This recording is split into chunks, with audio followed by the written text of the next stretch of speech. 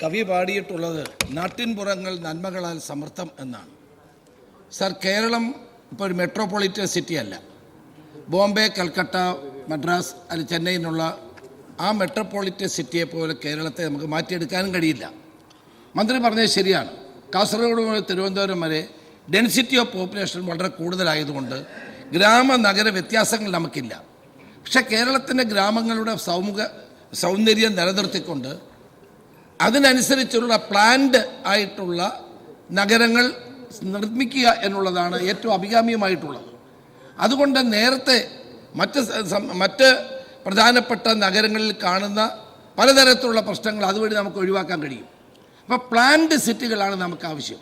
ശുദ്ധജലം ലഭ്യമാക്കുന്ന, പൊല്യൂഷൻ ഇല്ലാത്ത, മാലിന്യങ്ങൾ സംസ്കരിക്കാൻ കഴിയുന്ന തരത്തിലുള്ള പ്ലാൻഡ് സിറ്റികളെ പറ്റി ഗവൺമെൻറ് ആലോചിക്കുന്നുണ്ടോ? അത് നടപ്പാക്കാനുള്ള എന്തെല്ലാം നടപടികൾ സ്വീകരിക്കണം?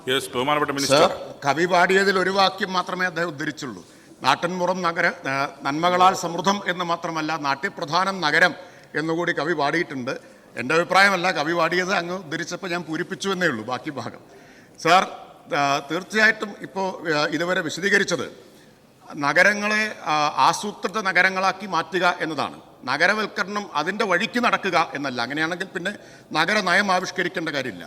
നഗരവൽക്കരണ പ്രക്രിയയിൽ ഇടപെടുകയും അതിനെ ഒരാസൂത്രിതമായിട്ടുള്ള സ്വഭാവത്തിൽ നമ്മുടെ നാടിൻ്റെ വികസന താല്പര്യങ്ങൾ എല്ലാവരെയും ഉൾക്കൊള്ളുന്ന, സാമൂഹിക നീതി ഉറപ്പുവരുത്തുന്ന ഒരു കാഴ്ചപ്പാട് അതിനനുസരിച്ച് മാറ്റിത്തീർക്കുക എന്ന ഉദ്ദേശത്തോടു കൂടിയാണ് നഗരനയം ആവിഷ്കരിച്ചിട്ടുള്ളത്.